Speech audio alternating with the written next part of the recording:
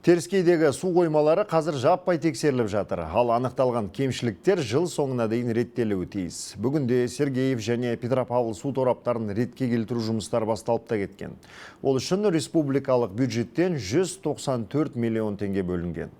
Бұдан бөлек өңірде 3 гидрология бекеті орнатылады. Тақырыпты Теріскейдегі тілшіміз Самат Қайырденұлы сабақтайды. Бұл Петропавл су торабы. Тексерістен кейін бірқатар кемшіліктер анықталған. Қазір стратегиялық нысанның аумағы мен жағалауы алып тастармен нығайтылып жатыр. Сондай-ақ көпір үстіндегі шұңқырлар тегістелді. Қалпына келтіру жұмыстары жыл соңына дейін жалғасады. Тексеріс сондай-ақ Сергеев су қоймасында да жүргізілді. Будет сейчас проводиться ремонт деформационных швов. Нысанның деформациялық тігістерін қалпына келтіру керек. Ол жұмысты келер айда бастаймыз. Өйткені Сергеев торабында әлі күнге дейін су ернеуінен ағып жатыр. Нысандардың маңы нығайтылып, күзетші оператордың үй жайлары жөнделді.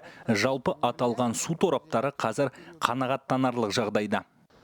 Аймақта 20-дан астам гидротехникалық нысан бар. Солардың бірі апаттық жағдайдағы шарық су торабы. Қазір транзиттік режимде жұмыс істеп тұр. Мамандар әзірге одан еш қауіп жоқ дейді. Сондықтан бұл торап 2028 жылға дейін біртіндеп жөнделеді. Тасқын кезінде Новоникольская және Далматова ауылы маңындағы су басқан гидрология бекеттері қазан айында жөнделе бастайды. Есіл ауданындағы нысанды жауаптылар ретке келтіріп үлгерген. Бұдан бөлек облыста қосымша тағы 3 нысан ашылмақ.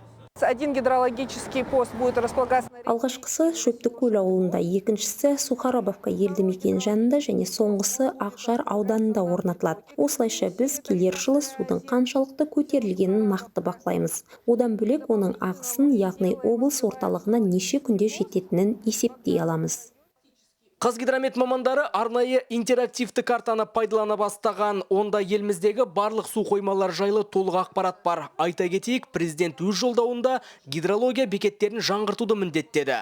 Аталған шаруалар осы тапсырма аясында атқарылып жатыр. Солтүстік Қазақстан облысынан Самат Қайырденұлы, Ерлан Кәрібай, Жібек жолы.